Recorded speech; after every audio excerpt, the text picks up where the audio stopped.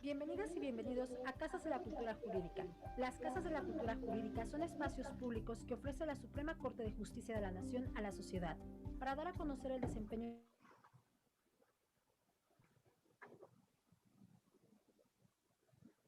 de las ciudades de todos los estados de la República.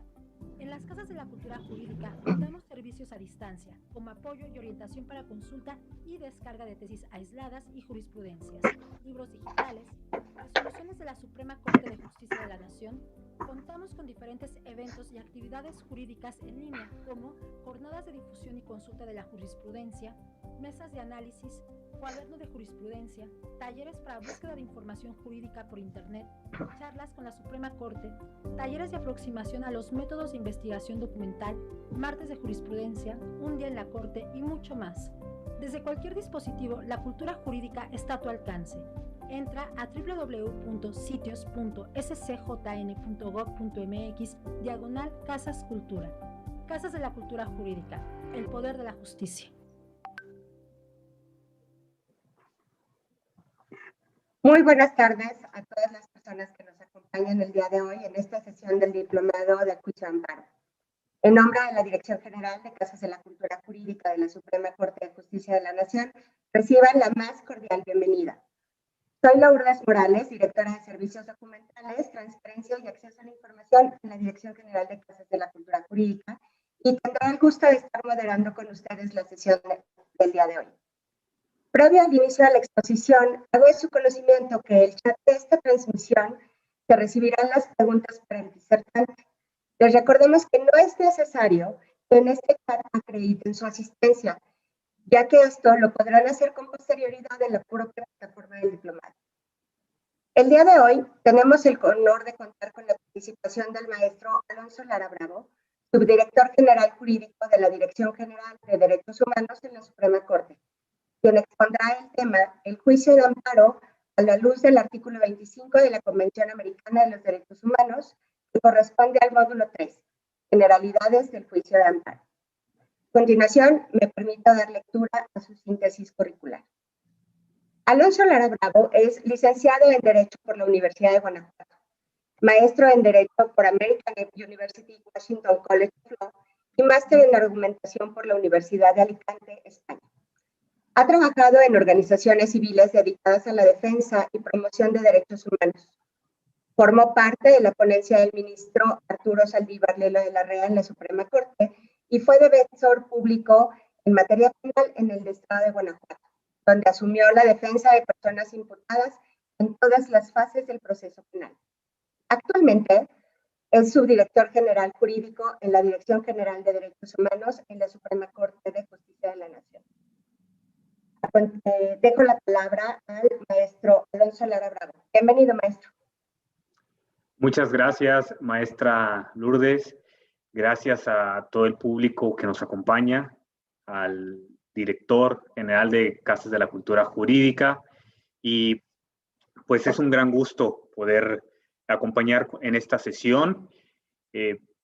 Estoy al tanto de que nos sigue un buen número de personas. De verdad es alentador ver la amplia convocatoria que ha tenido este diplomado, y en la misma medida las ideas que yo exponga tendrán justo la finalidad de contribuir de manera positiva hacia esa formación que todos buscamos en materia del derecho, todos y todas, al menos quienes estamos convocados acá en este diplomado. Como ya lo adelantó la maestra Lourdes, el tema sobre el que voy a hablar es el juicio de amparo a la luz de los estándares de un recurso efectivo. Y para abordar este tema, lo dividiré en dos grandes apartados. Antes de empezar, reitero lo que ya mencionó la maestra Lourdes. Pueden dirigir sus preguntas a lo largo de la sesión y en la mayor medida de lo posible trataremos de contestarlas, porque entiendo que llegan tantas que luego es difícil, bueno, sería imposible asumirlas todas. Bueno, dicho eso, les platico que la forma que se estructurará esta charla consta de dos grandes apartados. Primero, haré referencia a los estándares generales relativos al recurso efectivo, con especial enfoque en el Sistema Interamericano de Derechos Humanos, y establecida esa base, expondré algunas ideas acerca del juicio de amparo como recurso efectivo, algunas características procesales en diversos momentos del juicio que cumplen con esos estándares de la Convención o bueno, del Sistema Interamericano, y esa será la manera general como presentaré las ideas. Entonces vamos con el primer tema, que es el relativo a las características del recurso efectivo. ¿Dónde está reconocido este derecho? A nivel internacional está reconocido en el artículo 25 de la Convención Americana sobre Derechos Humanos, que señala de manera sucinta que toda persona debe tener acceso a un recurso efectivo o a un recurso sencillo y rápido. Ojo aquí, hay la letra de la convención hace una distinción, parece, entre el recurso sencillo y rápido o cualquier otro recurso efectivo, ante jueces o tribunales que la ampare contra actos que violen los derechos reconocidos en la convención, en la Constitución del Estado parte o en las leyes, aun cuando esos actos deriven de la actuación de las autoridades en ejercicio de sus funciones. Esa es la formulación general del derecho a un recurso efectivo. En el segundo apartado de este artículo 25 establece compromisos para los estados. Primero la garantía o el derecho para las personas y luego los compromisos el compromiso o los compromisos de los estados, que son 3. El primero de ellos es garantizar que la autoridad competente prevista por el sistema legal decida sobre los derechos de la parte que se estima afectada. Esto tiene que ver, ya lo desarrollaremos o haremos más comentarios al respecto, con la posibilidad real de que se analicen los méritos, de que se analice el fondo, de que el recurso prospere. Esto no equivale a que todos los recursos deban de prosperar, pero la posibilidad real. Segunda obligación, desarrollar las posibilidades del recurso judicial. Esto de acuerdo a los trabajos preparatorios de la convención y a la intervención que tuvieron los representantes de los diferentes estados. Atiende a aquellos estados, aquellos países en los que su orden jurídico no previa o no constaba expresamente el derecho a un recurso, de modo que la obligación de desarrollar las posibilidades es vista a futuro. Tal vez no se tiene en el momento o no existen las normas jurídicas que lo regulan de manera adecuada para que sea efectivo, de modo que el compromiso está en desarrollarlo. Y tercer aspecto, se debe garantizar, o los estados partes se comprometen a garantizar el cumplimiento por las autoridades competentes de toda decisión que haya estimado procedente el recurso. Como podemos ver, estos 3 compromisos se refieren o hablan sobre diversas etapas o momentos de un recurso. Una previa, es decir, la mera existencia del recurso. Luego, el trámite y resolución, cuando hablamos de que se decidan los alegatos, los reclamos planteados por la parte que recurre. Y tercer aspecto, en la decisión y ejecución de esa decisión. Esto es congruente con la postura, con la línea jurisprudencial que ha dictado la Suprema Corte de Justicia de la Nación, en el sentido de que las garantías de derecho de acceso a la justicia son aplicables en los diversos momentos del procedimiento, en la etapa prejudicial, aquella en la que referida a la acción como una especie del derecho de petición llevado ante sede judicial, durante el proceso, lo cual se identifica con las garantías de debido proceso, y después del fallo o lo que tiene que ver con el cumplimiento de las decisiones, con la ejecución. Así, como lo he referido, está formulado en la Convención Americana sobre Derechos Humanos. Ahora, ¿dónde más está reconocido? A nivel internacional, está en el Pacto Internacional de Derechos Civiles y Políticos. El artículo 3, artículo 2, apartado 3, inciso A, establece que cada uno de los estados se compromete a garantizar que toda persona cuyos derechos o libertades estén reconocidos en el pacto tendrá un recurso efectivo para impugnar cuando sus derechos hayan sido violados, aun cuando tal violación derive de la actuación de las autoridades en ejercicio de sus funciones oficiales. Esta formulación o este reconocimiento que tiene el pacto es más sencillo, no entra tanto en detalle, no se refiere a los compromisos específicos de los estados. Y una diferencia notable que podemos advertir, al menos en principio, es que no hace referencia a que el recurso debe ser ante autoridades, ante tribunales o personas juzgadoras, sino simplemente compromete a los estados. Bien podríamos pensar que esto admite la posibilidad de un recurso en sede administrativa. Sin embargo, la Convención Americana sobre Derechos Humanos sí es clara en el sentido de que ese recurso debe ser ante órganos judiciales. Debido a la trascendencia de la jurisprudencia que tiene la trascendencia de la jurisprudencia de la Corte Interamericana de Derechos Humanos, haremos el desarrollo, especial énfasis a cuáles son los estándares derivados de la interpretación del artículo 25 de la Convención.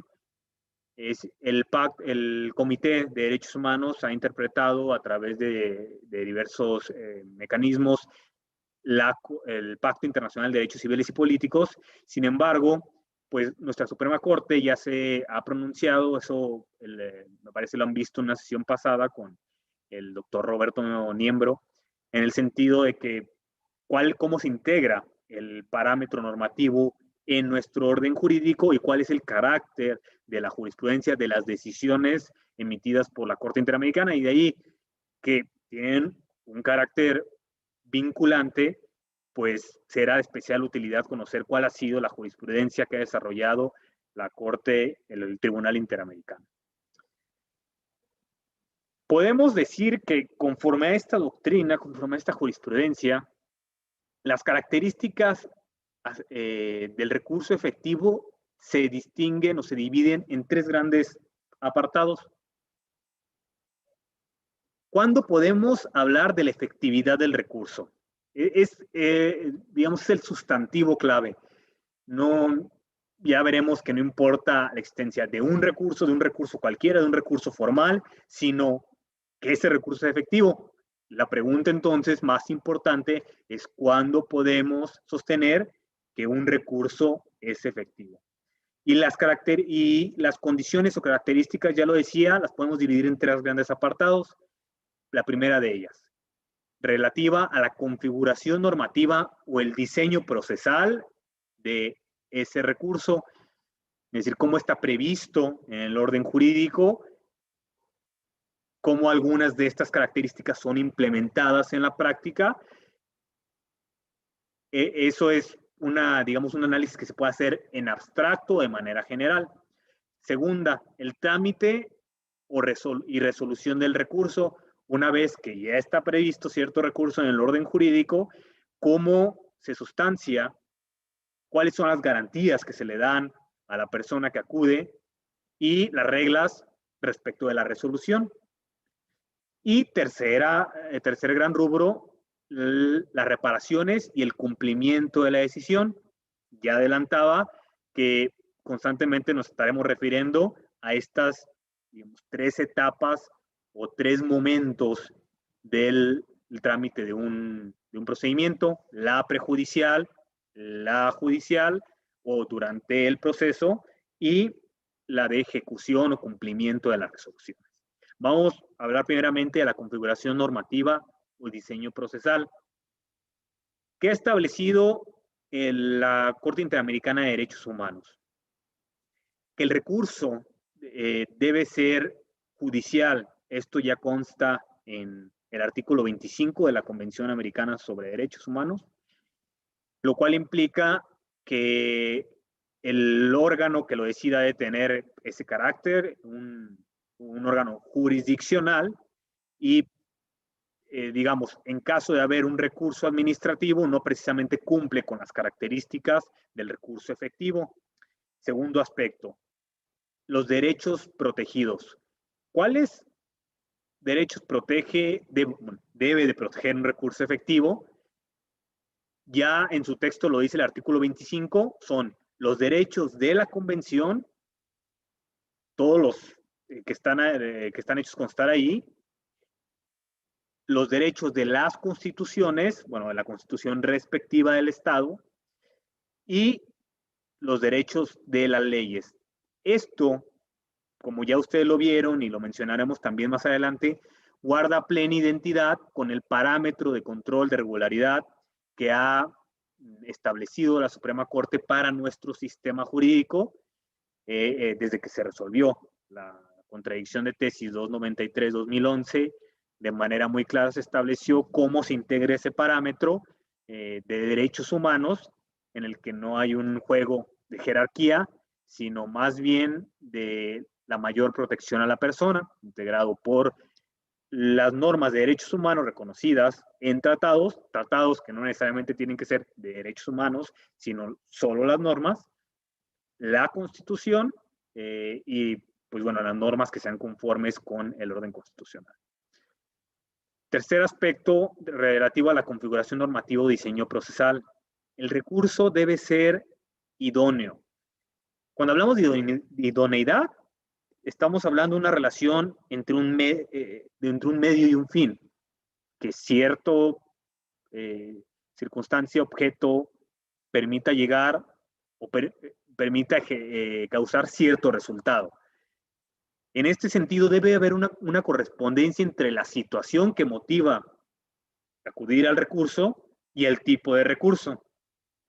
Para no dejarlo así vago o tan abstracto, haré referencia al caso Velázquez Rodríguez, que fue el primer caso del que conoció la Corte Interamericana de Derechos Humanos, en donde se estableció que si bien, por ejemplo, un procedimiento de presunción de muerte por desaparición podría ser efectivo para generar certeza jurídica y que las personas herederas dispongan de bienes de quien se estime desaparecido o presuntamente muerto, y pues en ese sentido también favorece los derechos de personas que sean posibles herederas. Sin embargo, este recurso o este sistema de presunción de muerte por desaparición, este procedimiento, no es efectivo para obtener o para dar con el paradero de la persona o para obtener incluso su libertad en caso de que se demuestre dónde está. Tal vez sea una situación muy evidente, pero ilustra de manera correcta cuál debe ser o a qué nos referimos con la relación entre el medio y el fin, entre el tipo de recurso, el tipo de situación y el tipo de recurso. Entonces, el recurso debe ser idóneo. Y en este sentido, debe ser capaz de producir el resultado esperado. Posiblemente en la norma se aspiren a ciertos resultados, a obtener la restitución de un derecho, pero no solo es suficiente eso, sino que con motivo del trámite concreto se debe lograr ese resultado. Y cuando nos referimos a producir el resultado esperado, ¿de qué estamos hablando? De tres cuestiones. Poner fin a la situación violatoria de derechos, es decir, que en caso de que actualmente, o sea, que mientras se tramita el recurso, esté sucediendo, continúe, permanezca la situación violatoria, se le ponga fin. Segundo aspecto, no repetición de actos. Esto mira, obviamente, hacia el futuro y es una garantía de que los derechos que se estimaron infringidos no volverán a ser vulnerados por las autoridades con base en los mismos hechos o el mismo tipo de hechos. Y tercer aspecto, asegurar el ejercicio de derechos. Es posible, por ejemplo, que la queja no sea respecto de un derecho que implique o cuya obligación primaria consista en abstenciones del Estado, como la abstención, por ejemplo, de vulnerar la integridad física, de la vida, sino de sino que su ejercicio implique pues una posibilidad concreta de actuar por la persona, el derecho de asociación, derecho de reunión, la libertad de expresión. Bueno, el recurso efectivo debe tener como resultado, como efecto, permitir el ejercicio de esos derechos. Asimismo, como parte de la configuración normativa o el diseño procesal, podemos hablar de la posibilidad real de interponer el derecho. Esto tiene, posibilidad real de interponer el recurso. Esto tiene un aspecto jurídico y, digamos, un aspecto contextual. Respecto al aspecto jurídico, podemos hablar de certeza en las condiciones de acceso. Imaginemos un recurso en el que sería un absurdo, claro, pero no hay plazo para su interposición o no hay requisitos de admisión y de manera correlativa puede ser desechado en cualquier supuesto. Ese diseño, esa configuración normativa no representa en realidad una posibilidad efectiva de interponerlo, puesto que ante cualquier circunstancia se podría determinar improcedente. Y también esta posibilidad real de interponerlo tiene un aspecto contextual, es decir, referido a la situación de la persona. Hay casos, por ejemplo, en los que si una persona está incomunicada, está privada de libertad en un centro clandestino, en realidad hay posibilidad real de interponer este recurso, a pesar de que exista un amparo que tutele la libertad personal, pues la persona puede acudir a él, obviamente no. Así que hay un aspecto jurídico y uno contextual. Ahora pasamos a los aspectos que tienen que ver con el trámite y la resolución del recurso. Y recalco, retomando, incluso para quienes se les haya hecho un poco tarde, lo que ahora estamos haciendo es repasar aquellas características que hacen de un recurso, que hacen que un recurso más bien sea efectivo. Ya mencionamos aquellas de la configuración procesal o diseño normativo y ahorita estamos en las de trámite y resolución del recurso. Un recurso para ser efectivo debe respetar el debido proceso. Está ahí, muy bien. Hay condiciones de acceso, muy bien. Ahora, cuando se tramita, pues no puede ser regido por cualquier regla, por más arbitraria, sino respetar ese debido proceso que a grandes rasgos incluye la garantía de audiencia, su vertiente de notificación acerca del inicio del proceso y en caso, por ejemplo, que represente la potestad punitiva del Estado, notificación de los cargos y de toda la información relevante, la oportunidad de ofrecer pruebas, la oportunidad de alegar y el dictado de la resolución. Además de esta garantía de audiencia, el hecho de que sea tramitado y resuelto en un plazo razonable por un tribunal competente, y no solo que sea competente de acuerdo a ley, sino que sea independiente e imparcial. Estas características aseguran no solo la tramitación, que un tribunal va a estar ahí para resolver el recurso, sino que va a ser tramitado y resuelto de manera justa, digamos, con las debidas garantías, con la debida oportunidad para que las personas se defiendan. O defiendan en un término amplio, pero simplemente hagan valer sus pretensiones, sus alegatos y ofrezcan los elementos de prueba que estimen pertinentes. Segunda característica en cuanto al trámite y resolución del recurso. Debe resolver el reclamo. ¿Esto qué implica? Un análisis de las razones que sustentan el recurso, de las razones que sustentan la impugnación y el pronunciamiento sobre estas. Porque si un recurso está orientado, ya sea en su diseño normativo o en su trámite, a no ser procedente, a reducir el espacio, el ámbito de la litis, a alterar indiscriminadamente los supuestos en los cuales el órgano debe pronunciarse, pues tampoco será efectivo. De lo que se trata es que este órgano que es independiente, imparcial y que me respeta mis reglas de debido proceso, pues se pronuncie sobre los alegatos que estoy haciendo y me dé razones que sustenten el acto o la decisión, o sí, en grandes rasgos el acto que se estima violatorio de derechos humanos, o bien que con base en las razones que yo he dado, resuelva a mi favor y proteja mis derechos humanos. Como tercer aspecto podemos mencionar el alcance del análisis.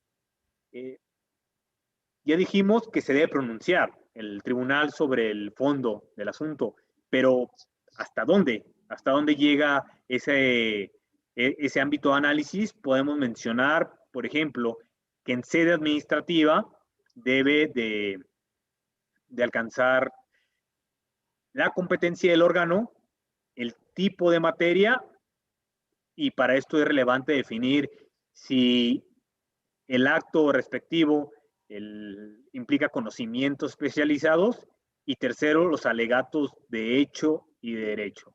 Porque puede que una decisión no sea incorrecta o esté debidamente fundada y motivada, sin embargo, que el órgano sea incompetente para decidir, o bien que sea tal el grado de conocimientos especializados que se requiera que esto pudo haber impactado negativamente en el derecho de acceso a la justicia o en la garantía de audiencia de la persona justiciable.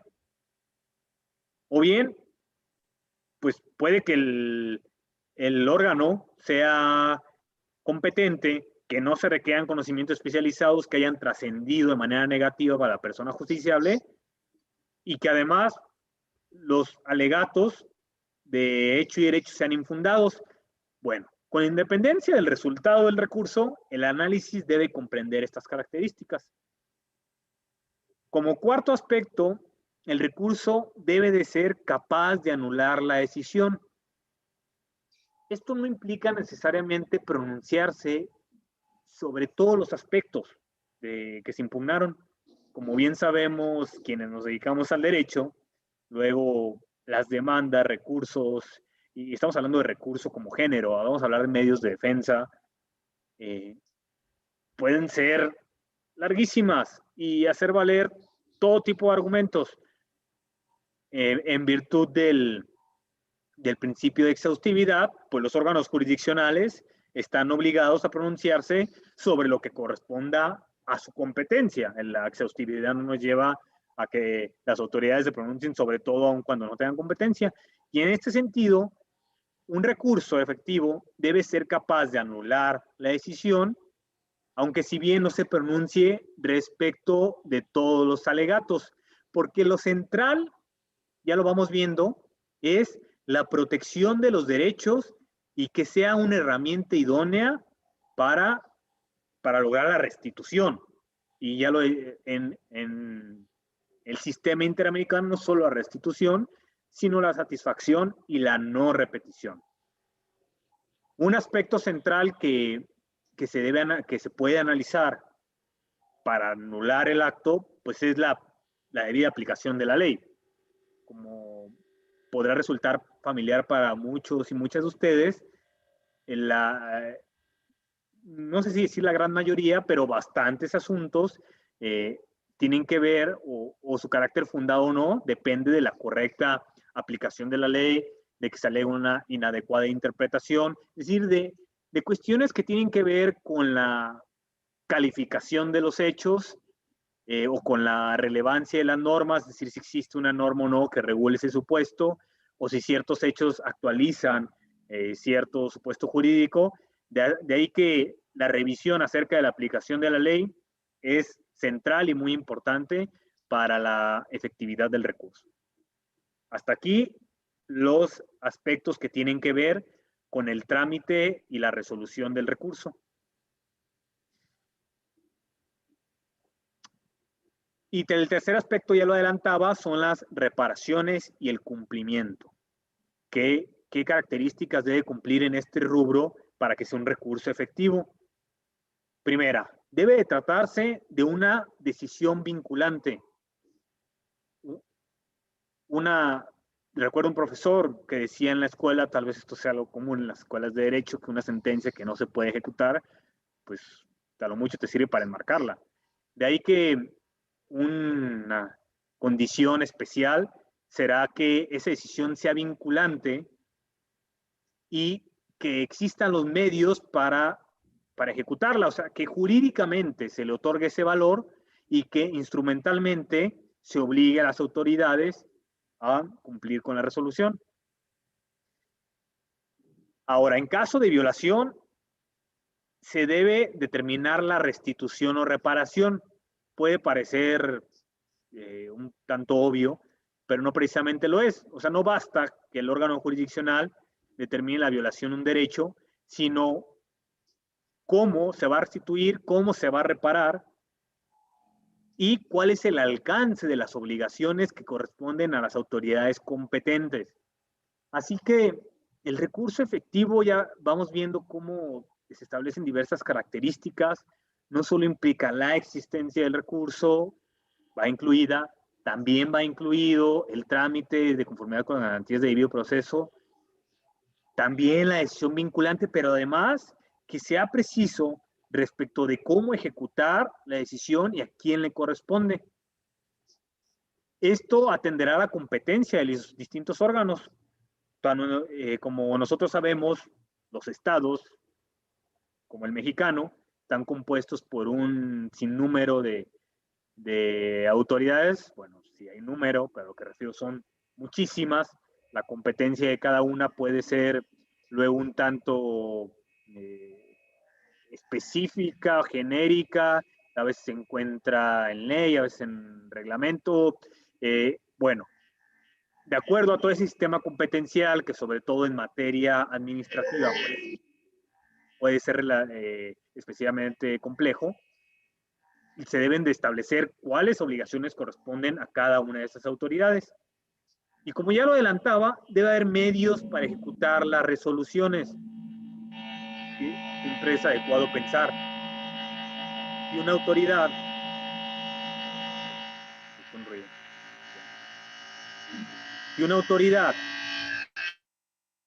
no cumple, y creo que ya se dejó de escuchar. ¿Qué pasa? Es decir, ¿cuál es la consecuencia? Porque si no pasa nada, pues el recurso no es efectivo. Es decir, si no hay ningún medio para obligar a su ejecución coactiva, pues no se tratará de un recurso efectivo. Con base en esto, hasta aquí las características generales de lo que constituye un recurso efectivo. La contrapartida será analizar cuándo no es efectivo un recurso. Adelanto que todo esto, o más bien reitero porque ya lo había comentado, deriva de la jurisprudencia que ha dictado la Corte Interamericana de Derechos Humanos. Y para su consulta hacia detalle, recomiendo, me parece que desde ayer lo postearon en la plataforma, la lectura de la Convención Americana Comentario, se llama, editada por la Fundación Conrad, la segunda edición, en su artículo 25, obviamente, porque es el que estamos analizando, y ahí se hace un recuento de los casos en los que se han sostenido algunos criterios.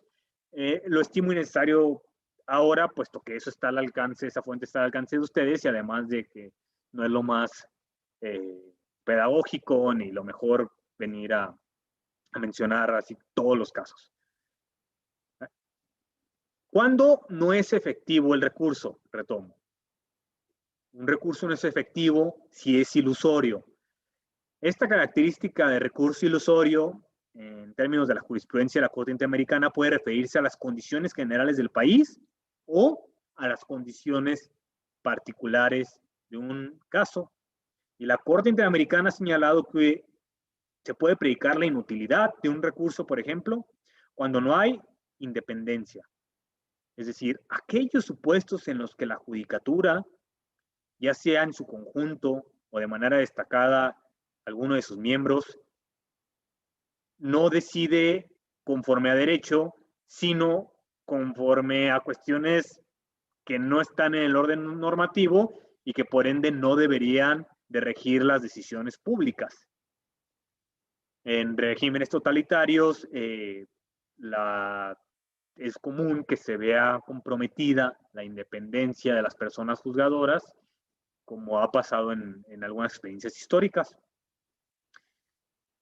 Otro supuesto en el que el recurso es ilusorio es cuando la decisión no se pueda ejecutar. Pensemos en que se llegó hasta el fondo de del estudio, que se especificaron tal vez cuáles son las autoridades obligadas a cumplir con ello, pero que la decisión no se puede ejecutar porque se haya llevado a cabo de manera irreparable el acto que vulnera derechos.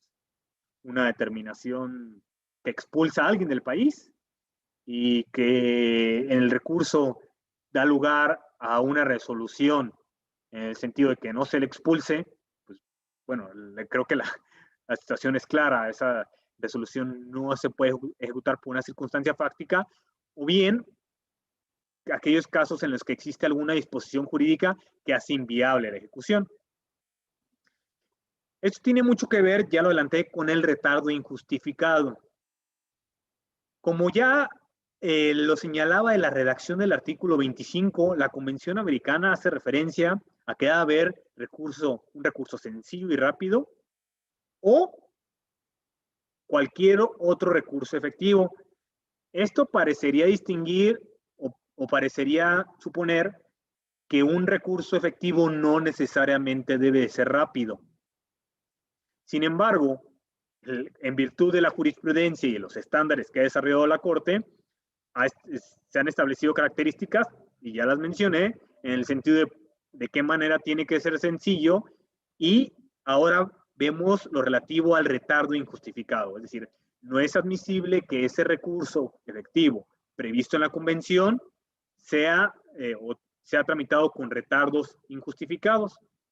Para ello, de acuerdo a la doctrina del sistema, que es relevante tomar en cuenta la actividad de las partes, por ejemplo, la complejidad del asunto y cualquier otra circunstancia que pueda impactar de manera negativa en los recursos.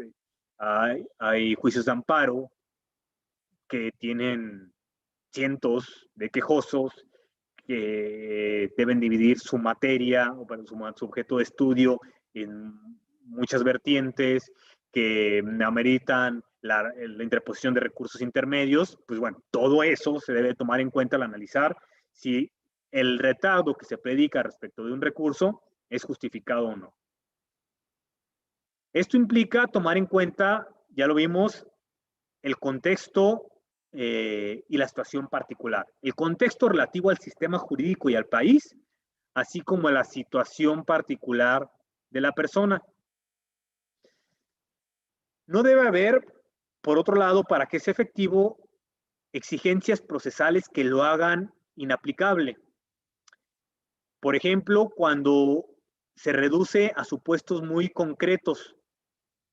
Supongamos que el juicio de amparo, nuestro juicio de amparo en México, porque entiendo que también nos acompañan de otros países en este diplomado, nuestro juicio de amparo solo fuera procedente cuando se desconociera el paradero de una persona y su atribución se predicara o el acto se atribuyera, mucho más sencillo, a policías de cierta corporación en retiro.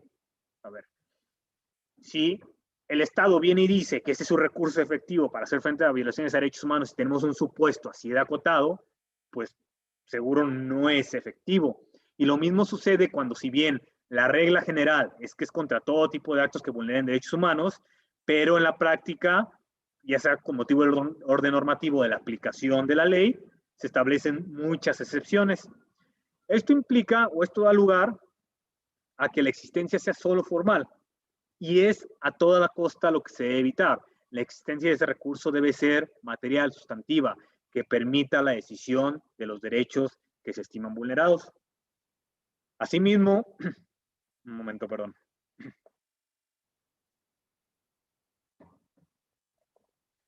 el recurso no será efectivo cuando las cargas procesales sean inviables de cumplir. Supongamos un recurso que estableciera que la acreditación de todos los hechos, incluidos la competencia de la autoridad, la existencia de constancias en poder de autoridad, correspondiera a la parte recurrente. Eso no sería dable cumplir, y en esa medida ese requisito haría ilusorio el recurso. Es también, o más bien, no sería efectivo cuando no se puede obligar a las autoridades. Pensemos en un caso en el que de manera expresa se incorpore una lista de todas las autoridades que no deben acatar la resolución de un recurso. Esto impacta en su operatividad y en su efectividad. Asimismo, un recurso no es efectivo. Hoy estamos viendo cuándo no es. Ya dijimos cuándo es. Ahora el espejo es cuándo no es. Un recurso no es efectivo cuando existan violaciones masivas y sistemáticas a los derechos humanos en cierto contexto, en cierto país, en cierto estado. ¿Por qué? Porque en ese contexto, la inefectividad de los recursos es una característica más. Es decir, la condición existente es que se violan los derechos, y el no tener acceso a un recurso efectivo es una más de esas violaciones en contra de las personas, porque de tenerlo se tendría el medio idóneo para impedir, para poner fin a las violaciones, para impedir las futuras o prevenirlas. Así que cuando hay violaciones masivas y sistemáticas de derechos humanos, es difícil o no se puede considerar que hay efectividad del recurso. Un recurso tampoco es efectivo cuando no se puede interponer de facto. Ya mencionábamos el ejemplo de las personas detenidas en centros clandestinos. Una persona que se encuentra incomunicada y cuyo paradero se desconoce, que no cuenta con asistencia inmediata, que no ha dado noticia a alguna persona conocida acerca de su situación, justo porque está detenida, pues no podrá interponer de facto el recurso. Asimismo, no es efectivo el recurso cuando se base en leyes privativas, es decir, cuando no se conceden ciertos casos. Por ejemplo, en el caso Loaiza Tamayo contra Perú de la Corte Interamericana, se advirtió la situación de que los recursos eran inadmisibles en contra de personas acusadas por terrorismo. De ahí que esto no se consideró válido, puesto que la inexistencia de un recurso en este tipo de supuestos propicia la vulneración de derechos o en específico del debido proceso. De ahí que aún en estos casos, o digamos, en cualquier supuesto, lo que se debe hacer es un análisis de razonabilidad acerca de si la restricción en cierto supuesto un recurso está justificada atendiendo a cierto fin. El recurso no será efectivo cuando se haya obstaculizado su tramitación. Supongamos que no es el caso de que la ley lo limite injustificadamente, pero que en el trámite se haya obstaculizado. En el caso, por ejemplo, Castillo-Páez contra Perú, se dio cuenta de la adulteración del registro de detenidos por las autoridades. ¿Y cómo va a ser efectivo un recurso que busca el paradero de alguien, que busca restituir la libertad, si dentro del recurso se alteran los registros que darían cuenta de que una persona está bajo responsabilidad del Estado? Un recurso tampoco es efectivo cuando hay un elemento obstructor de justicia. En el caso Cantos contra Argentina, por ejemplo, ante la Corte Interamericana, se advirtió que la existencia de altas tasas para la tramitación de un recurso, pues lo limitaba de manera extensible para personas que no las podrían pagar. Y un recurso tampoco es efectivo cuando hay retraso en la ejecución. Es decir, cuando se prolonga de manera tan injustificada que se genera una afectación en dos vertientes. Una, al derecho que se estima vulnerado a ese derecho que se hace valer mediante el recurso, digamos, libertad personal, libertad de expresión, incluso o garantías judiciales, la materia de estudio, aquello por lo que yo acudo ante la justicia, se vería vulnerado, y además el propio derecho a un recurso efectivo. Así es que será muy importante que en nuestro análisis sobre recurso efectivo tengamos en cuenta estas dos vertientes, que por un lado están los derechos que se intentan proteger por las personas o cuya protección se solicita, y por otro, la protección misma del derecho a un recurso efectivo. De acuerdo con lo que he dicho hasta ahora, vamos a hacer algunas precisiones. Ya he mencionado cuáles son las características de un recurso efectivo en cuanto a su diseño normativo, trámite, resolución, cumplimiento y ejecución de resoluciones. También ya dijimos cuándo no se considera efectivo. Ahora, sobre esta base, haremos algunas precisiones. El recurso efectivo, como obligación estatal, es una obligación de comportamiento, no de resultado. Eso quiere decir que para que un recurso sea efectivo no significa necesariamente que se debe dar razón a la parte peticionaria, sino que cumpla con las características. Ya vimos que haya posibilidad de interponerlo, que no se limite injustificadamente los casos en que se puede interponer, que se tramite con debido proceso, que se puede ejecutar la resolución, lo que ya antes vimos. Pero eso es muy distinto de que el Estado esté obligado a dar la razón a las personas. De ahí que se estima una obligación de comportamiento, en tanto se cumplan con las garantías, el recurso cumpla con las características que hemos mencionado, el Estado habrá cumplido con su obligación, aun cuando respecto del fondo del asunto no se conceda la razón, no se conceda la protección.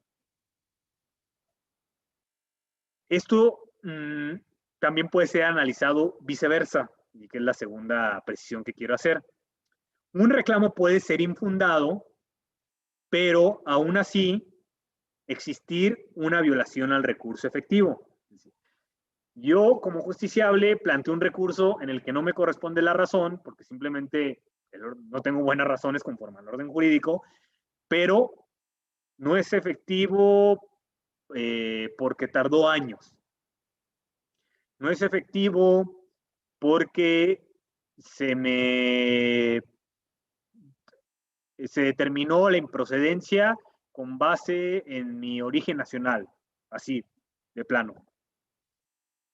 En esos casos, habrá un acto discriminatorio, se podrá vulnerar el debido proceso, pero aunque el reclamo de fondo es infundado, habrá una vulneración al artículo 25. Así es que ojo con esta doble característica acerca de la obligación de comportamiento, que no representa o no obliga a dar razón, y por otro lado, aunque no se tenga la razón, puede haber una vulneración del artículo 25.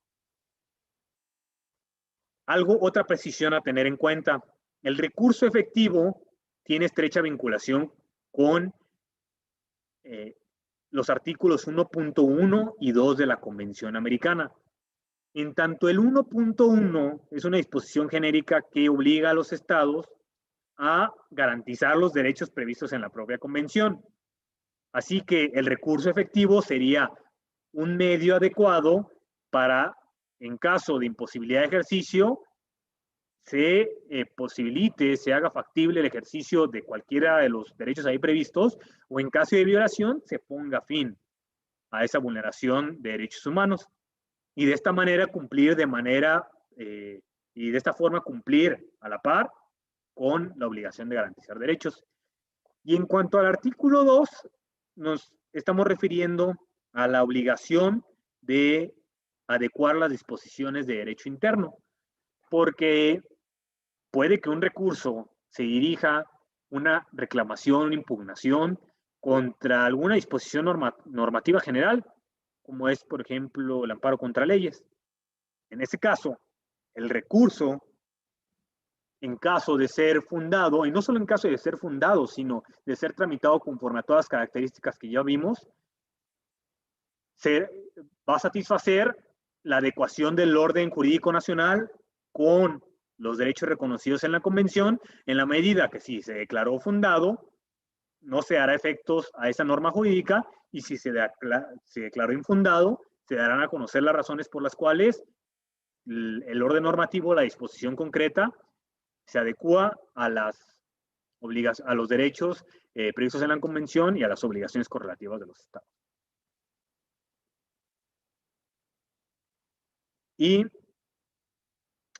hechas estas precisiones, antes de pasar al recurso, al segundo bloque que proyecta las características del recurso efectivo sobre el juicio de amparo, estimo conveniente hacer referencia al habeas corpus o el amparo libertad como una especie del derecho de amparo, es decir, como ese recurso destinado de manera precisa a proteger la libertad de las personas, a controvertir o a revisar la legalidad de las detenciones y, en su caso, a obtener la libertad.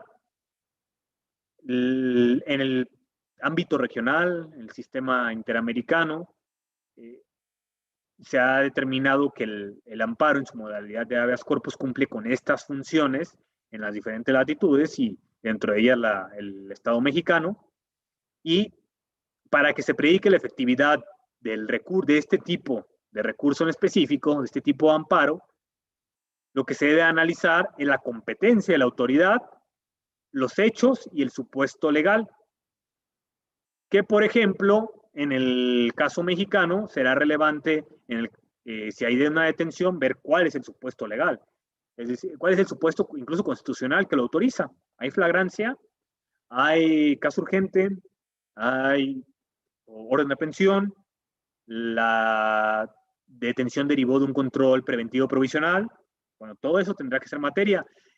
Y asimismo la competencia de la autoridad, puesto que en virtud de las atribuciones de seguridad pública o de combate al delito, no cualquier autoridad puede realizar cierto tipo de revisiones, y también eso será materia de estudio en un amparo libertado en esta faceta específica del amparo. Además, debe ser tramitado sin demora. Esto por la sencilla razón que lo que está en juego es la libertad personal, y comprobado está a través de la experiencia histórica, de las estadísticas, de la práctica jurisdiccional diaria, que en la medida que se dilate la decisión, el trámite y decisión de un recurso que pretenda amparar la libertad personal, pues los perjuicios se convierten, los daños, en mayores o irreparables. Y de esta manera, este tipo de amparo específico debe cumplir con varias funciones: el respeto a la vida e integridad de la persona, impedir la desaparición forzada, impedir la incomunicación, así como la tortura o malos tratos.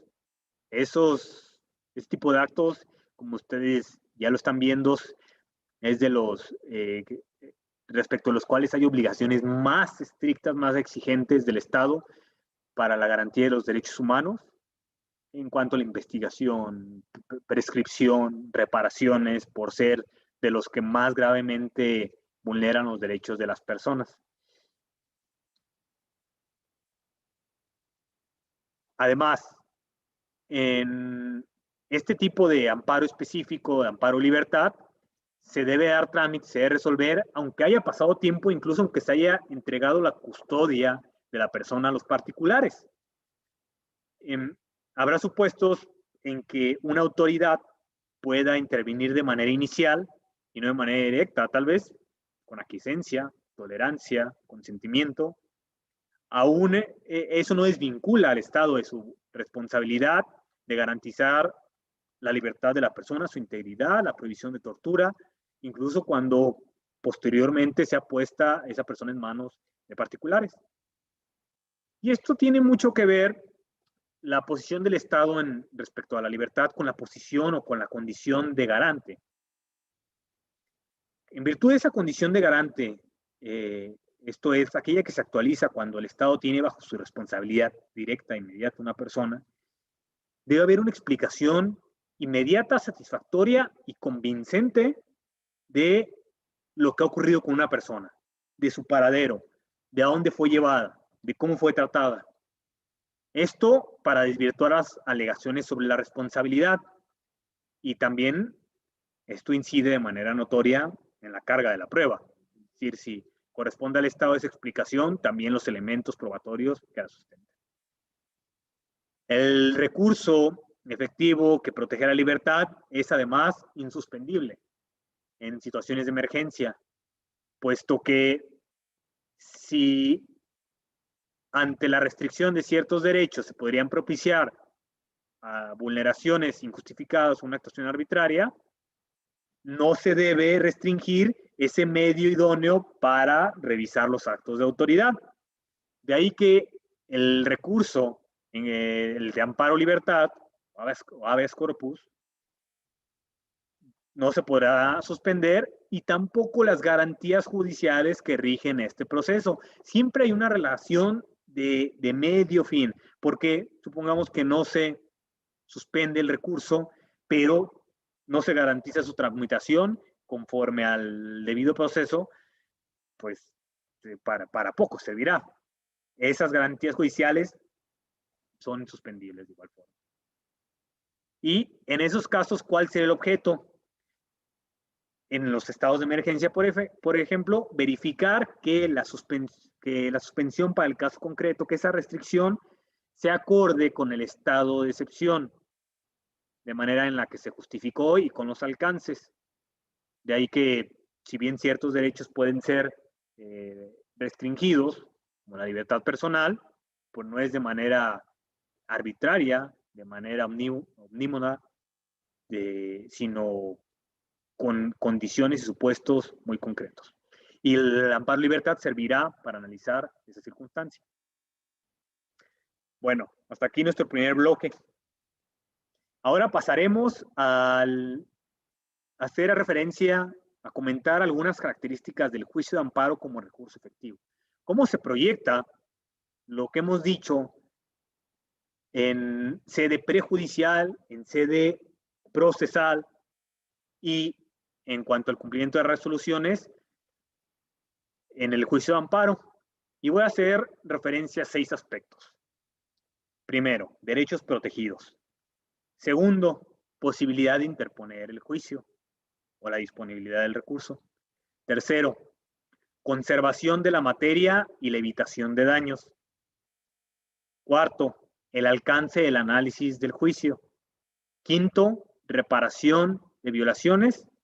Y sexto, tutela del derecho de acceso a la justicia. Vamos a ver la primera.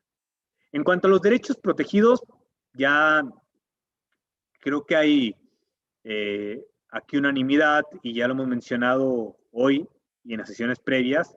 ¿Cuál es el parámetro de regularidad constitucional? A raíz de la contradicción de tesis 293, se estableció que ese orden normativo supremo en cuanto a derechos humanos se integra por un catálogo conjunto normativo. ¿Y qué normas integran ese catálogo? Pues las normas constitucionales de derechos humanos y las normas de derechos humanos previstas en tratados, ya lo decía, aunque no sean tratados de derechos humanos. El ejemplo paradigmático que pone, por ejemplo, esta contradicción de tesis es la Convención de Viena sobre Relaciones Consulares, que no es un tratado de derechos humanos, pero que sí reconoce de manera relevante el derecho a la notificación y asistencia consular. Y podrá haber de igual forma otros tratados internacionales que contengan normas de derechos humanos. Esas son incorporadas a este catálogo conjunto normativo y son ese parámetro respecto, o ese conjunto respecto del cual se va a analizar cualquier acto de autoridad. En este sentido, en cuanto a los derechos protegidos, debe tenerse en cuenta que la jerarquía es un criterio, inidóneo para determinar cuál derecho debe prevalecer.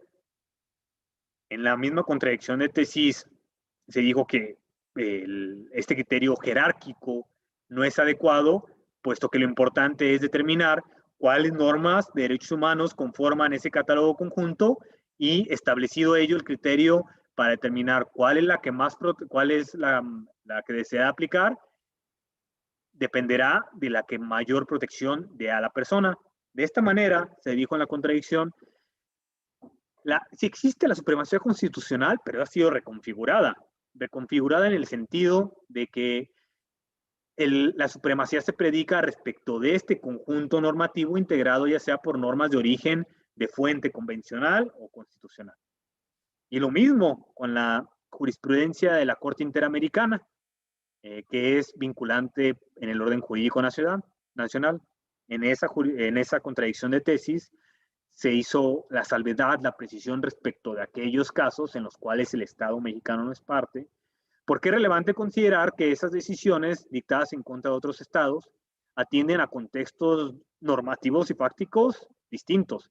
De aquí que lo que se debe evitar es una aplicación acrítica de estándares que atienden a situaciones de hecho o de derecho que no serían compatibles con el orden jurídico nacional o con la situación vivida acá en México.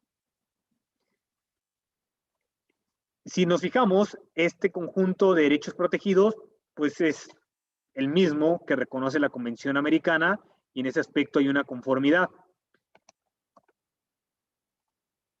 El segundo aspecto, posibilidad de interponer el recurso o disponibilidad.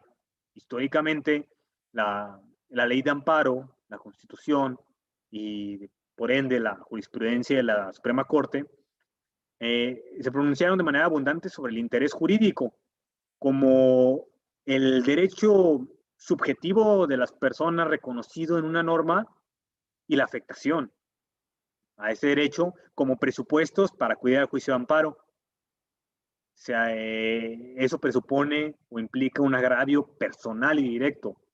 Es decir, una norma que me reconoce un derecho y la demostración de una afectación que me da posibilidad de ir y acudir ante el órgano jurisdiccional. Sin embargo, desde la reforma constitucional del amparo, que dio lugar a la ley de amparo en 2013, se incorporó el concepto de interés legítimo. Este concepto y más bien esta figura procesal da alcances mucho mayores a la posibilidad de interponer el recurso, puesto que ya no se habla del agravio personal y directo, sino de un vínculo más amplio entre un derecho fundamental y una persona. Un agravio diferenciado y jurídicamente relevante. ¿Eso qué significa? Diferenciado respecto de otras personas que tienen tal vez un interés simple y jurídicamente relevante. ¿Por qué? Porque en caso de concesión de la protección constitucional, la persona que acude al amparo se vería beneficiada. ¿Por qué? Porque existe una relación específica con el objeto de la pretensión. Es decir, aquel bien, aquel interés que yo estimo vulnerado, tiene una relación directa conmigo. Y por ende, existe ese agravio personal, pero tal vez indirecto, porque la persona que acude con interés legítimo no es la destinataria de la norma, sino que la afecta de manera colateral el acto.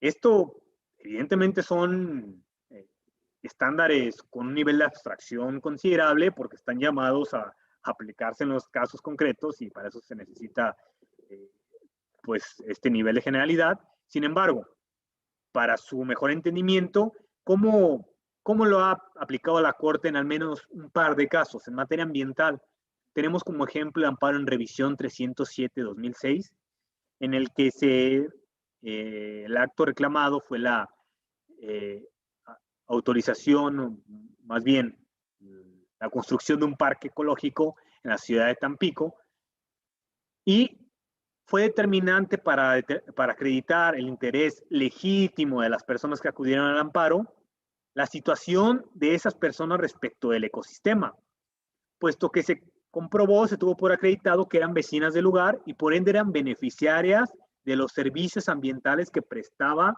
esa zona de humedales. Y teniendo en cuenta la especial importancia de los humedales como ecosistema, se determinó que esas obras sí afectaban los servicios ambientales de esas personas y que detener o la no construcción implica un beneficio para esas personas. De ahí que no estamos hablando de que una norma daba propiamente el derecho a esas personas de que no fuera construido ese parque de manera muy evidente, o un derecho muy concreto a gozar de los beneficios de los servicios ambientales de ese parque concreto o de ese ecosistema, pero sí hay un agravio diferenciado respecto de otras personas que, por ejemplo, pueden no haber vivido, pueden no ser vecinas del lugar y por ende estarán tal vez en desacuerdo, en contra de la construcción, pero no tienen un agravio diferenciado. Luego, en materia cultural, en cuanto al derecho a la cultura, sería conveniente revisar el amparo en revisión 566-2015, en donde se impugnó la omisión de llevar a su término el Centro de las Artes en la ciudad de Tepic. Ahí para acreditar el interés jurídico, se comprobó que las personas, algunas, no todas, de las personas quejosas, estaban involucradas en actividades artísticas y culturales en esa ciudad. De modo que la omisión de culminar las obras sí podría afectar las actividades con las cuales esas personas estaban vinculadas. Así que, si bien no se puede predicar la existencia de un derecho subjetivo concreto respecto a esa obra, sí el vínculo, la relación entre un derecho fundamental como es el derecho a la cultura y las personas que se encuentran en una posición diferenciada. Estos ejemplos ayudan a ver cómo históricamente y normativamente y con la interpretación que se ha hecho de las normas, ha existido una apertura en la disponibilidad del juicio de amparo, en la posibilidad de interponerlo, lo cual es una de las características de la efectividad del recurso. Tercera característica, conservación de la materia o evitación de los daños. Una de las herramientas procesales, de las medidas por excelencia del juicio de amparo, es la suspensión del acto reclamado y tiene carácter, conforme a la teoría del proceso, de medida cautelar, cuya finalidad es evitar los perjuicios irreparables o evitar perjuicios no solo irreparables, sino innecesarios en la esfera de las personas y además la conservación de la materia del juicio.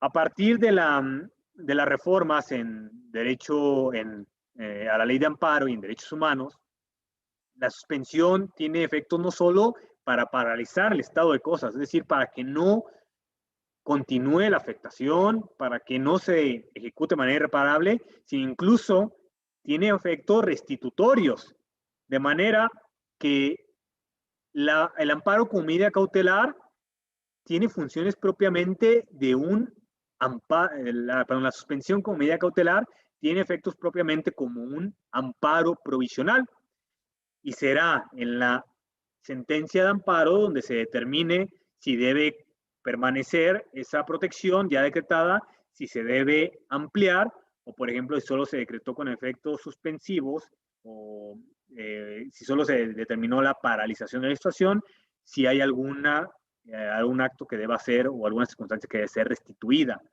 en cuanto a los derechos de la persona quejosa.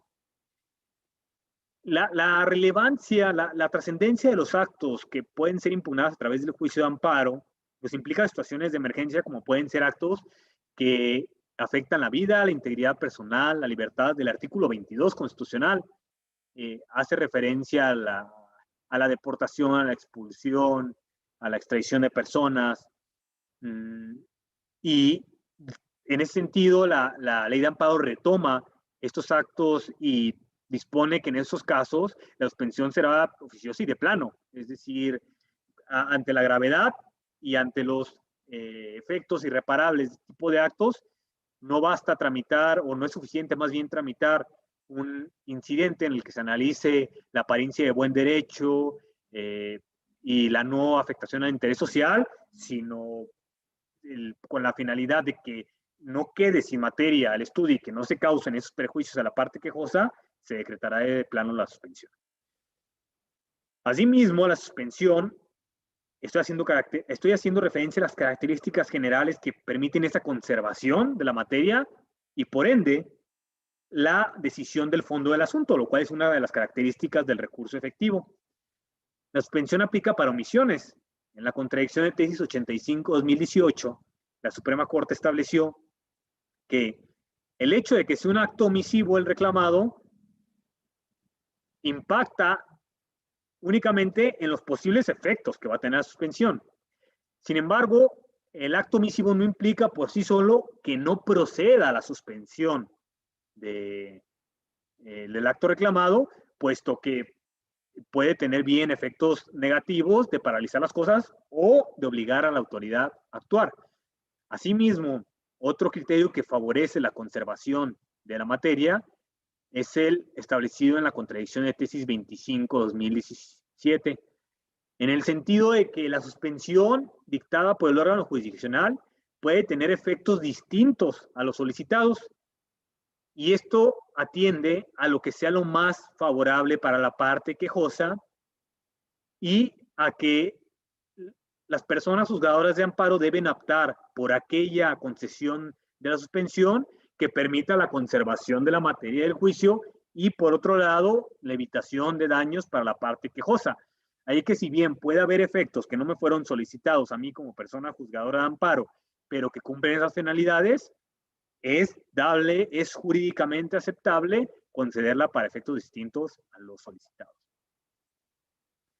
Estas características de la suspensión como medida cautelar con efectos incluso restitutorios demuestra cómo el juicio de amparo tiene las herramientas procesales que permiten una conservación de la materia, una decisión del fondo del asunto.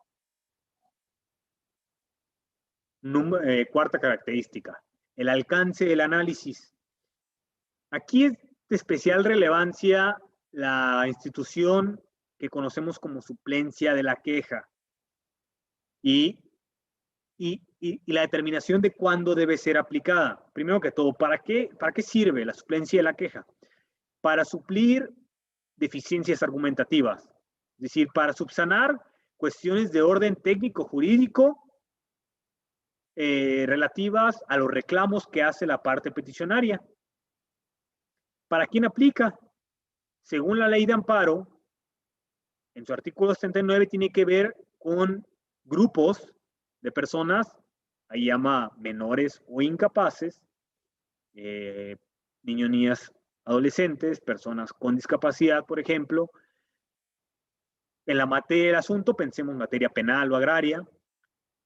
Por la posición procesal, también hace referencia a la ley de amparo, es decir, en aquellos casos en que se hayan llevado actos que dejen en total estado de indefensión a las partes, es decir, que el trámite haya implicado una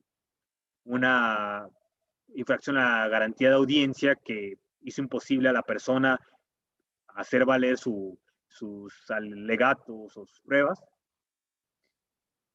Y en cualquier otra situación que la persona tenga una especial vulnerabilidad para el acceso a la justicia y la defensa de sus intereses. El artículo 77, en su fracción séptima, refiere que la suplencia de la queja aplicará también cuando por las condiciones de marginación o de pobreza resulte en especial difícil la defensa en juicio de sus derechos. Y a mí me parece interesante recalcar cuál es la interpretación que se debe dar de acuerdo a la jurisprudencia de la Suprema Corte a esta fracción de la ley de amparo, puesto que ayudará a los órganos jurisdiccionales, seguro que acá nos acompañan personas que trabajan en órganos de amparo, a ver cuál es la amplitud de la suspensión, perdón, de la suplencia de la queja y cómo debe ser interpretada. La fracción octava del artículo 79 de la ley de amparo, fracción séptima, perdón, no solo tiene que ver con aspectos económicos. La Suprema Corte estableció en el amparo directo en revisión 2133-2016 que esa posición asimétrica dentro del proceso es mucho más amplia, que nuestro país, pues México, tiene desigualdades notables y que eso debe ser reconocido en sede judicial como una consecuencia del derecho a la igualdad en su faceta de igualdad sustantiva, de modo que se deben de analizar la totalidad de las circunstancias de la persona y si y si estas circunstancias afectan de manera especial, si trascienden a la oportunidad para defenderse en juicio, si representan una dificultad procesal, y en esos casos será aplicable la suplencia de la queja.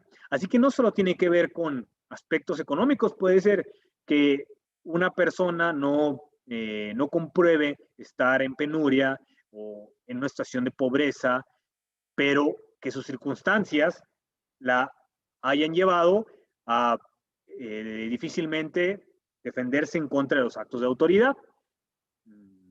Pensemos en materia migratoria, una persona que no necesariamente tiene una condición de pobreza, pero que se intenta proteger en contra de la negativa de la protección internacional, pues tal vez cubre esas características.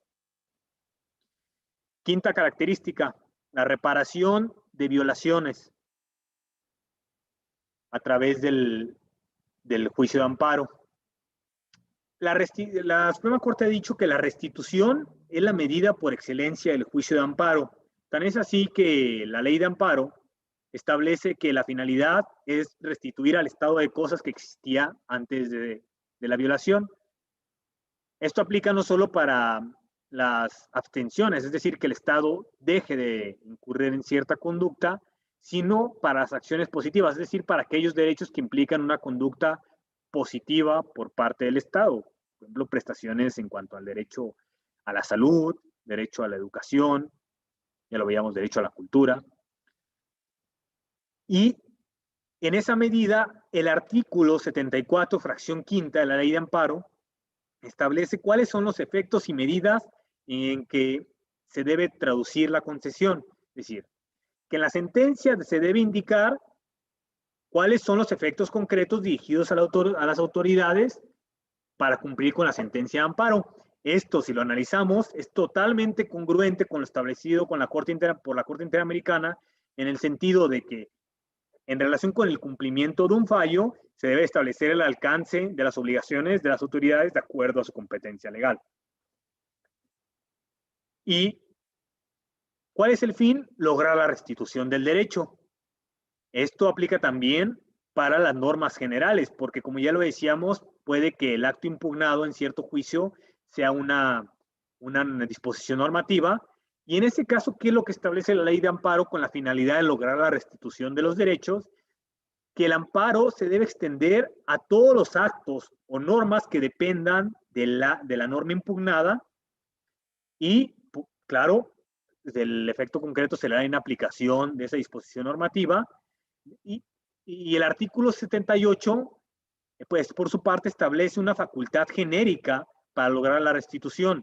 Así que las personas juzgadoras de amparo, de acuerdo al orden normativo, no solo a los criterios convencionales, sino a la propia ley de amparo, tienen facultades genéricas y amplias para hacer efectivas las resoluciones, para determinar qué obligaciones deben cumplirlas de acuerdo a su competencia.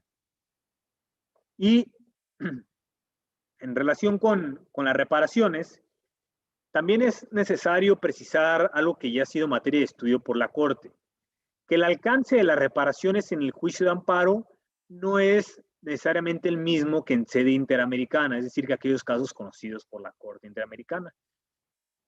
En el amparo en revisión 706-2015, la Suprema Corte hizo un análisis comparativo respecto de cuáles son las condenas que se pueden establecer en el ámbito interamericano, como la restitución del derecho, las medidas de satisfacción, las medidas de no repetición, y cuáles son aquellas que son aplicables en sede de amparo, y si hay una compatibilidad de aquellas del ámbito interamericano al juicio de amparo. ¿Qué se dijo respecto de la compensación económica? Que en principio pues no tiene fundamento en la ley de amparo. Sin embargo, hay un supuesto excepcional en el cual en el juicio de amparo se puede restituir económicamente a la persona, y esto es el cumplimiento sustituto de la sentencia de amparo. Y el cumplimiento sustituto procede en diversos supuestos. Cuando hay imposibilidad material o jurídica para cumplir la sentencia de amparo, cuando la ejecución de la sentencia afecta en mayor proporción que la vulneración propia del acto, del derecho, y cuando sea extremadamente gravosa el cumplimiento de la resolución. En estos casos lo que se hace es cambiar el hacer por dar. En lugar de la restitución del derecho, se paga una indemnización. Esto, como lo he dicho, tiene carácter excepcional, se tramita a través del cumplimiento sustituto y no es equiparable en términos estrictos a las medidas económicas decretadas por la Corte Interamericana, puesto que no hay fundamento previsto expresamente en la ley de amparo para ese tipo de medidas. Aún así, la Suprema Corte, en este amparo en revisión 706-2015, estableció que las medidas no pecuniarias previstas en el sistema interamericano admiten, digamos, una reinterpretación en sede nacional, o mejor dicho, las medidas de la ley de amparo, las medidas de cumplimiento de sentencias, admiten esta reinterpretación para cumplir con los estándares de la ley de amparo, con los estándares interamericanos. En este caso, ¿cuál podría ser considerada una medida de satisfacción? La sentencia en sí misma y la vista en caso de delitos, puesto que las sentencias de amparo por sí solas satisfacen o coadyuvan para el cumplimiento de derechos, establecen interpretación jurídica que es idónea no solo para el caso concreto, sino para la conformación del orden constitucional, y además las autoridades, dentro de ellas las judiciales, tienen la obligación de dar vista en caso de delitos, de manera que no solo se limita al trámite de amparo, sino que de advertirse que existe una violación a derechos humanos, las personas juzgadoras de amparo deben de dar la vista a las autoridades competentes, entre ellas el Ministerio Público, y eso puede constituir una medida de satisfacción. Ahora, ¿cuál podría ser considerada una medida de no repetición en sede de un juicio de amparo? Las responsabilidades administrativas y penales en caso de incumplimiento. El trámite para cumplimiento de las sentencias de amparo prevé la imposición de multas a las autoridades directamente responsables, a las personas que sean superiores jerárquicas. En caso de insistir en el incumplimiento, se puede ejercer acción penal contra la persona por la comisión de un delito, y eso se considera por la Suprema Corte como un incentivo para que las autoridades no transgredan nuevamente el orden normativo a través del incumplimiento de una sentencia de amparo. Y esto con miras hacia el futuro, con miras a la no repetición del acto. Y por otro lado está la desaplicación de la norma en contra del quejoso individual, de la parte quejosa, así como la declaratoria general de inconstitucionalidad, que impedirá que en casos subsecuentes se aplique esa norma declarada inconstitucional. Y por último, ya para terminar, haremos referencia al tutela del derecho de acceso a la justicia. El artículo 17 constitucional, y aquí tomo los estándares que ha establecido la Corte, pues establece derecho de las personas a acudir ante una autoridad judicial a plantear algún reclamo que este sea resuelto en los términos y plazos que establezcan las leyes. Y en su párrafo tercero establece una disposición que vale mucho resaltar, en el sentido de que se debe privilegiar la resolución de la controversia sobre los formalismos procedimentales, siempre que no se afecte los derechos de las partes o la igualdad procesal. Y esto es algo que se debe tomar en cuenta en el trámite y resolución de manera cotidiana por los órganos de amparo. Y digo a los órganos de amparo porque estamos hablando del juicio de amparo. En su jurisprudencia, la Suprema Corte ha establecido que efectivamente puede haber presupuestos o requisitos procesales y que esos requisitos procesales deben de tener justificación constitucional. Es decir, el derecho a un recurso efectivo no implica que todos los recursos sean procedentes.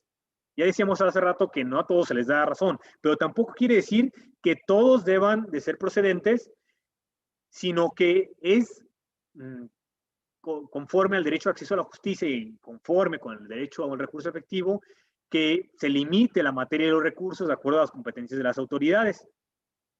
Ahora, una precisión que debe hacerse es que esos presupuestos o requisitos procesales deben de tener efectivamente una justificación constitucional. No pueden ser arbitrarios. Y para determinar si esos requisitos procedimentales tienen una justificación constitucional, debe tomarse en cuenta el vínculo de cuál emanan las controversias. Si se trata, por ejemplo, del ejercicio del poder punitivo del Estado, en el cual se verá con mucho más rigor los actos llevados a cabo por la autoridad o cualquier tipo de vínculo, es relevante porque en esa medida, o tomando en cuenta esto, se evitará que los requisitos procesales hagan nugatorio, dejen sin efectos el derecho que se pretende proteger. ¿En qué casos existe una aplicación reforzada de la tutela del derecho de acceso a la justicia? Cuando participan personas que pertenecen a grupos en situación de vulnerabilidad, como las personas con discapacidad, las personas indígenas, los niños, niñas y adolescentes, los adultos mayores, aquellos casos en los que existe violencia de género. La Suprema Corte ha sido prolífica en su jurisprudencia en el sentido de que esos asuntos ameritan especiales medidas con miras a satisfacer el acceso a la justicia en condiciones de igualdad y que ello lleve incluso a decretar el desahogo oficioso de medios de prueba, y ya lo decíamos antes, incluso puede llegar a casos en que se vea necesario suplir la deficiencia, aunque no sea un supuesto previsto expresamente en la ley de amparo. ¿Por qué? Porque si existe una situación de hecho que vulnera, que afecta el acceso a la justicia de estas personas en situación de vulnerabilidad, pues en la sede judicial se debe impedir que esos aspectos trasciendan y como revictimicen o afecten de manera especial o de nueva cuenta a las personas con estas características. Y por último, estas características del derecho de acceso a la justicia que aplican para todas las etapas, es decir, para el previo al proceso, durante el proceso y después del proceso, pues deben de tener vigencia en todo este marco temporal, porque mucho nos hemos referido en esta última parte a los ajustes procesales, a la suspensión del acto, a la suspensión de la queja que tienen lugar, se manifiestan con motivo del proceso, pero no solo ahí, sino implica la etapa previa del proceso, durante y después del proceso.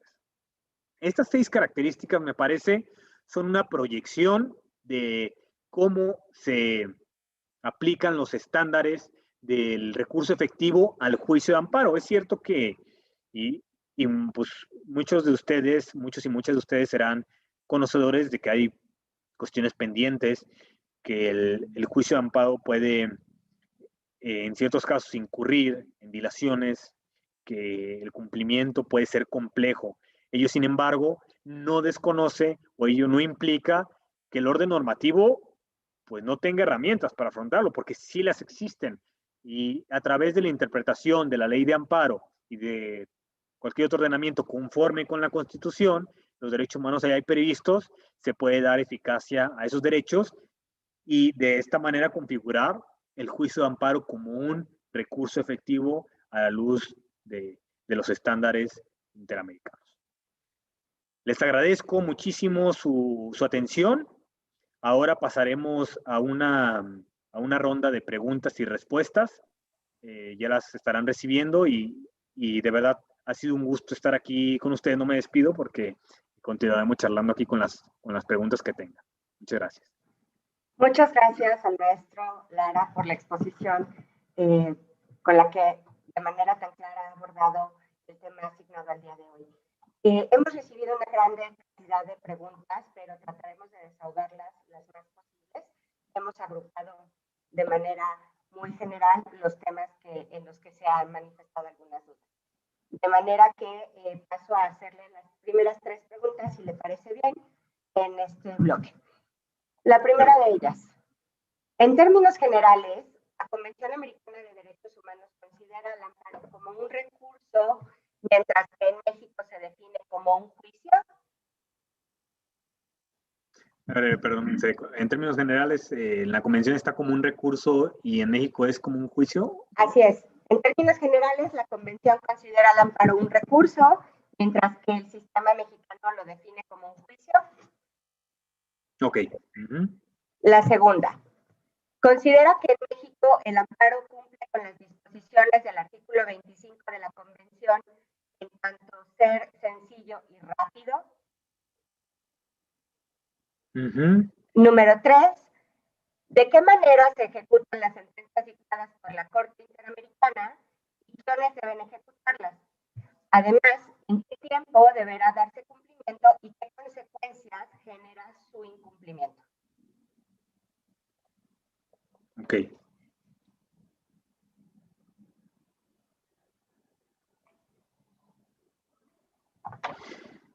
En relación con la distinción de recurso, juicio, la terminología empleada por la Convención Americana efectivamente es la de un recurso.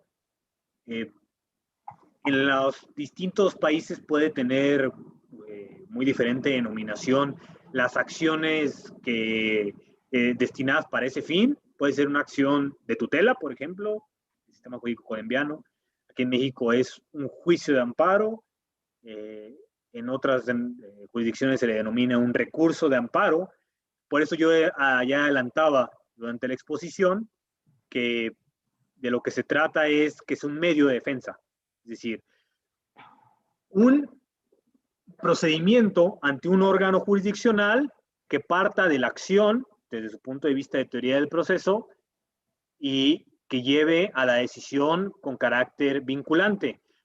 La denominación entre recurso en sede convencional o en el texto del artículo 25 y que en México se ha considerado un juicio de amparo, pues no tiene mayor trascendencia para ver si efectivamente un juicio podría ser un recurso. Es una cuestión semántica. Además, que tengamos en cuenta que el hecho de que el juicio de amparo esté constituido de esa manera como un juicio autónomo y no como un recurso, pues le da una posibilidad mucho mayor en cuanto a los supuestos de procedencia, al alcance del análisis, a la facultad o a las posibilidades de cumplimiento, puesto que la litis no precisamente se rige bajo las reglas de un recurso, sino que es un juicio previsto en contra de la vulneración de cualquier derecho humano, ya sean acciones o omisiones de tipo administrativo, judicial, legislativo. De ahí que este carácter de recurso considero que beneficia y sin que haya un conflicto con la denominación de recurso. En relación con la pregunta acerca de si se cumple las características del recurso sencillo y rápido previstas en el artículo 25 de la Convención Americana, en específico el juicio de amparo, dicen, es sencillo, es rápido. Por un lado hay que tener en cuenta que esta distinción que ya veíamos entre el recurso sencillo y rápido, que establece el 25, y cualquier otro recurso. Esto tampoco, no hay que engañarnos. Las características del recurso efectivo implican que no haya dilación injustificada, que no haya retardo injustificado en la ejecución del fallo. Y eso a su vez significa que el estándar para determinar si el recurso es efectivo en este sentido es que no exista este retardo injustificado. Para ello, es de especial importancia considerar que la suspensión del acto reclamado como medida cautelar ayuda a conservar la materia de litigio, de modo que si puede haber supuestos en los que se dilate en los que tarde la resolución del asunto bien o su ejecución, una suspensión bien analizada y bien decretada permite que no se quede sin materia el juicio y que no se pierda la materia de la ejecución, que no haya ejecución de imposible reparación. Así que hay un mecanismo procesal, aún para los casos en que se dilate, en que se tarde la resolución del amparo, para hacerlo efectivo. La ley de amparo establece sus términos, a partir del cual, una vez que se pone vista para la resolución del amparo, se debe emitir la resolución. Sin embargo, las complejidades del asunto pueden variar y afortunadamente existen los mecanismos procesales para hacerles frente. Respecto del cumplimiento de las sentencias, de la Corte Interamericana, pues corresponde a muy distintos órganos en su competencia. Por ejemplo, con motivo del caso Radilla Pacheco contra los Estados Unidos mexicanos, se dio trámite al expediente varios 912-2010, en donde se resaltó la obligación, por ejemplo, por lo que hace a las autoridades judiciales, de llevar a cabo un control de convencionalidad, es decir, un control de regularidad entre las disposiciones normativas internas y las internacionales, y también, por ejemplo, la obligación de reformar, que eso ya fue en sede legislativa, la competencia de la jurisdicción militar, y a su vez esto tuvo impacto en la interpretación que llevó a cabo la Suprema Corte de Justicia respecto de cuáles son los ilícitos que pueden ser materia de jurisdicción militar. De ahí que tengamos en cuenta que el cumplimiento de las resoluciones puede que incluso tenga alcances más allá de lo esperado, porque si bien la Corte Interamericana puede referirse al cumplimiento por cierta rama del Estado, como en este caso que mencionaba la jurisdicción militar, la Suprema Corte dio cumplimiento de acuerdo a la interpretación que se hizo, la interpretación restrictiva de esta jurisdicción.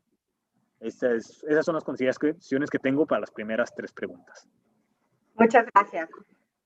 Justamente la cuarta de ellas es si nos podría dar un ejemplo de algún caso en el que algún Estado no haya dado cumplimiento a alguna sentencia de la Corte Interamericana y cómo se aplicó la sanción.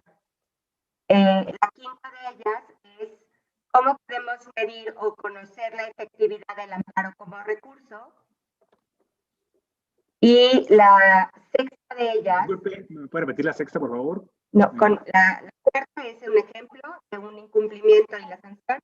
Sí. La quinta de ellas es medir o conocer la efectividad del amparo como recurso. Y la sexta de ellas, si se considera que la definitividad como un requisito del amparo vulnera el acceso a un recurso efectivo.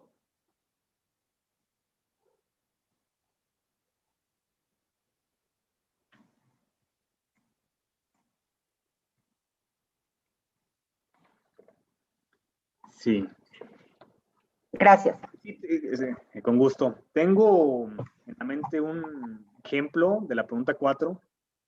Lo que me hace falta recordar es el nombre del caso. Entonces, mientras lo recuerdo, voy a contestar la 5. Si bien entendí, es cómo medir o conocer la efectividad del amparo como recurso. Y esto la respuesta va en el sentido de que el orden normativo me parece que se ajusta a los estándares de recurso efectivo del sistema interamericano en los aspectos que ya lo mencioné: disponibilidad del recurso, conservación de la materia, el alcance del análisis, la ejecución de los fallos. De ahí que, ¿cuál es una operación fundamental en materia de impartición de justicia? La interpretación, la aplicación que se haga a estas disposiciones y, sobre todo, la lectura de la ley de amparo conforme al derecho de acceso, al derecho de acceso a la justicia. En la medida que se lea la ley de amparo en términos de privilegiar el fondo de las controversias, de ejecutar los fallos, y que las personas juzgadoras instrumenten sus potestades dirigidas a ese fin, será un recurso efectivo. Por eso me referí primero al diseño normativo, creo que lo cumple. Respecto del trámite y resolución, depende del caso concreto, y sí creo que existe las herramientas procesales y además las herramientas interpretativas y argumentativas para leer la ley de amparo de conformidad con un recurso efectivo. En cuanto a la definitividad, el requisito de definitividad, si pone en duda el carácter de la efectividad del juicio de amparo, no lo creo, no lo considero así. En primer lugar, la definitividad tiene variadas excepciones de acuerdo a la materia del caso. De acuerdo a la ley de amparo, por ejemplo, cuando la suspensión del acto reclamado implique mayores requisitos o tenga menores alcances que aquella del recurso que sea procedente, pues no será necesario agotar ese recurso previo. Y creo que el desarrollo de jurisprudencial que se ha hecho en materia penal, por ejemplo, para los supuestos de privación de libertad o de actos que afecten este derecho en general, cumplen con los estándares de recurso efectivo en tanto no generan una dilación injustificada o no ponen requisitos excesivos para acceder al recurso al juicio de amparo. Además, tengamos en cuenta que de conformidad con la propia jurisprudencia de la Corte Interamericana, específicamente el caso al trabajadores cesados del Congreso contra Perú, la previsión de requisitos formales o de procedencia de un recurso no implica por sí sola la violación al derecho a un recurso efectivo, puesto que ha dicho la Corte Interamericana, estos generan certeza jurídica y además ayudan a la correcta administración del sistema de justicia. De modo que si hay un recurso previo que agotar, siempre y cuando este no tenga como efectos dejar sin materia el juicio de amparo, causar afectaciones irreparables o que no tenga una finalidad constitucionalmente que se base en requisitos desproporcionados, no se estará vulnerando el juicio de amparo si es admisible de acuerdo a la jurisprudencia de la Corte Interamericana. Ahora, sobre el caso, es un caso contra Argentina, siento mucho no recordar el nombre, en el cual la materia de análisis fue el estándar o la colisión entre derecho al honor, derecho a la vida privada, a la intimidad y la libertad de expresión respecto de notas periodísticas que hablaban sobre las relaciones familiares y de pareja de una figura pública. En ese caso, se consideró que se hizo una revisión, que en sede interamericana se hizo una revisión propiamente del fallo dictado por la Corte Suprema y que la Corte Suprema pues no está, digamos, vinculada, no está obligada a acatar de manera expresa una resolución que se decrete de manera de revisión. Debido a que, me da mucha pena no recordar el nombre, he dado con las características generales, un caso reciente, creo que apenas en 2019 la Corte Suprema de Justicia de Argentina se pronunció en este sentido y pues en esos casos no se advierte algún medio obviamente coactivo para ejecutar la resolución por parte de la Corte Interamericana. Si ustedes no tienen inconveniente, el nombre del caso concreto y lo pasaré para que sea posteado en la plataforma respectiva. Esas son las respuestas a esas tres preguntas. Muchas gracias, maestro. No sé si el caso se refiere a Guado Alfaro y otros. Sí, me parece que sí. Sí. Muchas gracias. Y paso a las últimas tres preguntas que tenemos en este momento, que están, como le decía, agrupadas de manera como ¿no? Como lo hemos comentado. La séptima tiene que ver con la improcedencia en el juicio de amparo. Si en su opinión contraviene la Constitución y la convencionalidad. ¿Con la qué, perdón? ¿Qué es lo la que improcedencia en el procedencia? Okay. Contraviene la Constitución tradición y la convencionalidad. Okay. La número 8, considera que la efectividad del recurso se ve minada por los calificativos que se dan a los agravios como inoperantes y por el hecho de que los tribunales no estudian el acto de autoridad. Le pediré, disculpen, si me repite esta, por favor. Con mucho gusto, maestro. Considera que la efectividad del recurso se ve minada por los calificativos que se dan a los agravios como inoperantes y por el hecho de que los tribunales no estudian el acto de autoridad. Ok. Y por último, la 9, ¿considera usted que multar a los quejosos que promueven un juicio de amparo para retrasar juicios ordinarios es una medida tendiente a fortalecerlo como recurso sencillo? Ok, perfecto. Muchas gracias, maestra Lourdes. Bueno. En respecto a la improcedencia, va muy de la mano con lo que ya comenté acerca de la línea jurisprudencial de la Corte Interamericana, en el sentido de que los requisitos procedimentales no necesariamente suponen una violación del artículo 25. Y además hay que tener en cuenta que la Suprema Corte se ha pronunciado sobre la interpretación y el alcance que deben tener algunas causales de improcedencia. Ahora, por ejemplo, puedo mencionar el criterio sobre el cual la Corte ha establecido que no es dable decretar improcedente un juicio de amparo con base en que no se podría dar efectividad a o no se podría ejecutar la resolución. Es decir, no es dable suponer el estudio de fondo para decretar la improcedencia del juicio. Y de esta manera, la interpretación que he ido dando es favorecer el análisis de la controversia y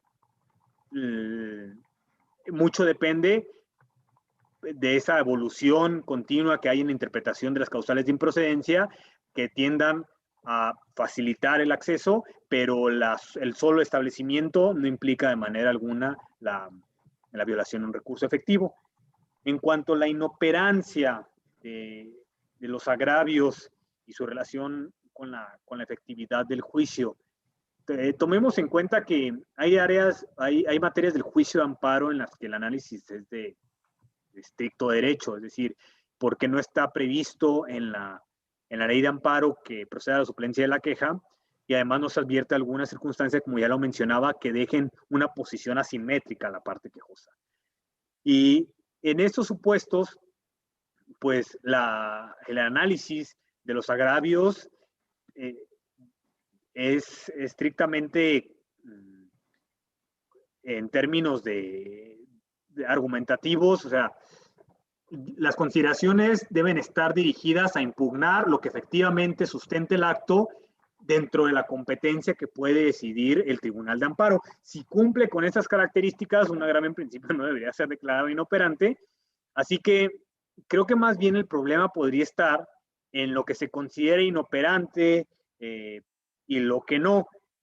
Hay ocasiones, por ejemplo, en amparo directo en revisión, en los que la inoperancia de los agravios puede dar lugar a la improcedencia del recurso. Estas cuestiones de orden técnico, siempre y cuando sean calificadas en virtud de la lógica que subyace al recurso, es decir, de que se ataquen las premisas que sustentan el acto, no me parece que tengan algún perjuicio indebido en la efectividad del recurso. Y en cuanto a la pregunta relativa a la multa a los quejosos como medida para evitar la interposición de recursos o juicios indiscriminados, no la veo como medio adecuado. Incluso anteriormente en la ley de amparo se prevía una multa para quien interpusiera el recurso de revisión de manera manifiestamente infundada.